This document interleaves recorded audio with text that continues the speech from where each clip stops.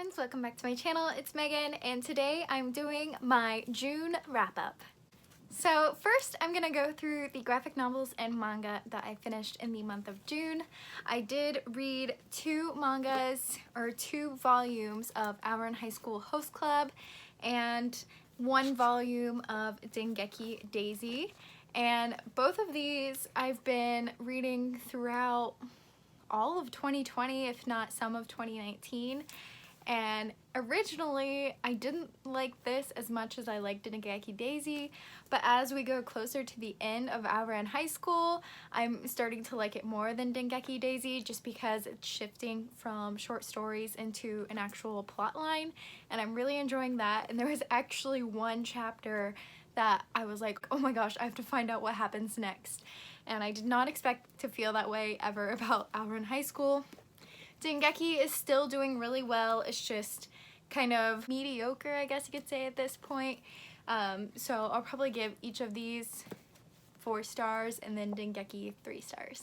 Oh, I'm sorry, I did read 2 volumes of Dengeki Daisy. I also read volume 9, but I read it online because this one came in way before volume 9 did from the library, and I was just ready to keep continuing on through the series, so I ended up just reading volume 9 online. Then I also finished the Saga series up to the point that they have completed. I know they're on a hiatus right now for some sort of like feud between the author and illustrator. As with every other time I talk about these, it's a really fun storyline. I'm really engaged in the plot. It's just a little bit too graphic for me to want to keep on hand and or read again too thoroughly. There was definitely times when I was like struggling to turn to the next page or get to the next book, but I knew there was only 9 volumes. I'm not sure if I'll pick up the next volumes if they ever come out, but it was a good story if you are okay with those kind of graphic things. And normally I'm okay with graphic things, like Game of Thrones doesn't really bother me and Wildcat didn't really bother me, so maybe it's just like actually visually seeing the graphic things that bothers me. I'm not sure. Then I finished the 3 Dark Crowns series. I did 2 Dark Reigns and 5 Dark Fates. 2 Dark Reigns was probably my second favorite of the series, and 5 Dark Fates just ended really. It ended, yep. That's where we're gonna leave that because it was still really fun. It just did not end the way I wanted it to. I don't want to go too far into details because these are the last 2 in the series and I don't want to spoil anything, but we are following 3 sisters who are split when they're like 6 or 7 years old and raised to want to fight each other to the death to see who will be the one true queen of this kingdom, and each of them has some sort of power. We have a naturalist, a poisoner, and an elemental. So I'm sure you've heard me talk about it many times. I love the series, and this artwork is also really, really beautiful.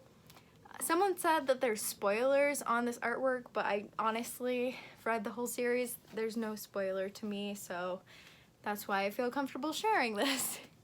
Next, I read Wicked Saints by Emily A. Duncan, and this one was interesting. It had very strong Darkling, Alina, and then also Zuko. It was like if the Darkling and Alina met Zuko. It was exactly what this book was to me.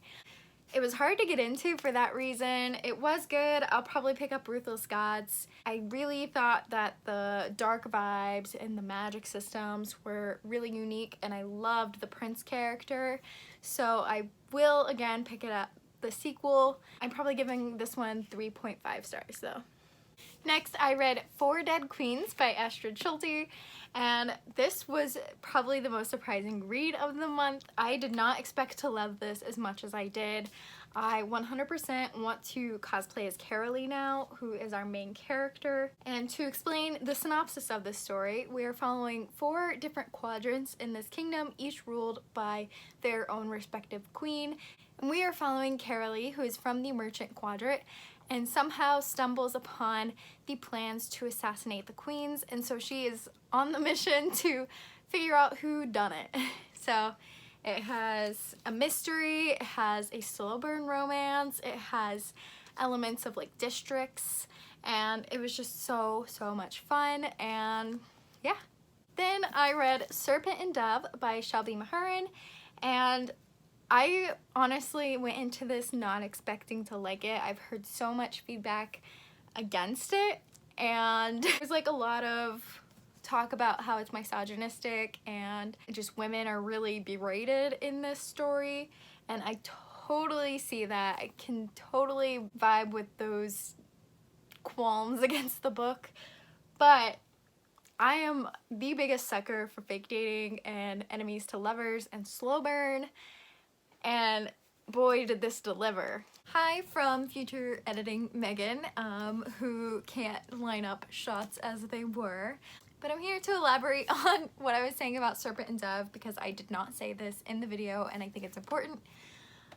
Yes, there is some misogynistic and berated of women, but more particularly of witches in this novel, and it is challenged throughout the book. I didn't just blindly accept that for the slow burn and enemies to lovers romance. There was some challenging of those conversations. So I just wanted to elaborate on that, and that is all on this. In this book, we are following Louise, who is a witch, and Reed, who is a witch hunter, and they are essentially forced into an arranged marriage. And the ending, I was not expecting at all. I literally finished this on the day that the Akobaf, A Court of Books and Family, Blood and Honey box came out. So I finished it, and then 10 minutes later, got the deluxe box for Blood and Honey, and I do want the fairy loot because I have the fairy loot Serpent and Dove, and this is where all my money goes. So yeah, I'm a sucker.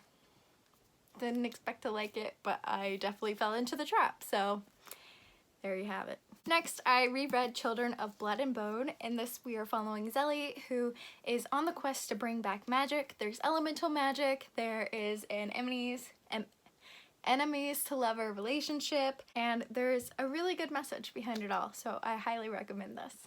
Then I read Simon versus the Homosapiens Agenda, and this was such a cute little novel. It's not my favorite I've ever read, but it was still a lot of fun, and I can't wait to watch the movie, and I'll probably give this one 4 stars.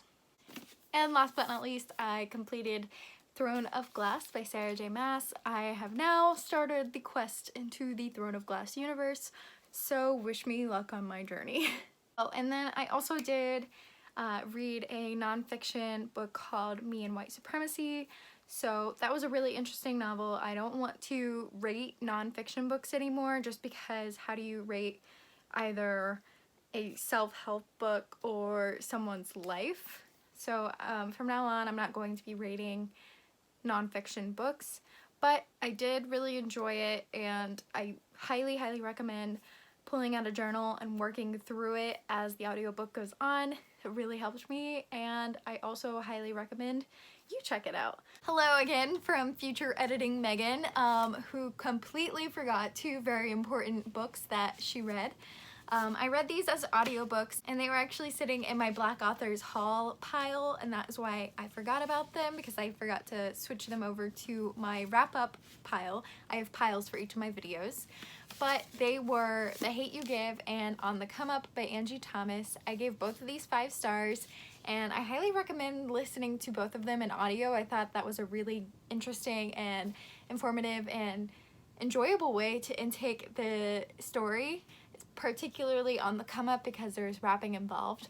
But in The Hate You Give, we are following Star, whose friend was killed by a cop right in front of her, and she is dealing with the repercussions of being a Black person trying to get justice for her friend. And then also we are following Bree in this one, whose father was a well-known rap star, but she wants to make a name for herself, but she's dealing with not only racism, but just general like sexism because women should be able to rap, and also telling a story that's not really hers.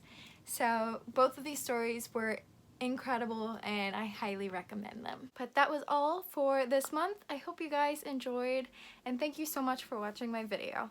Bye friends!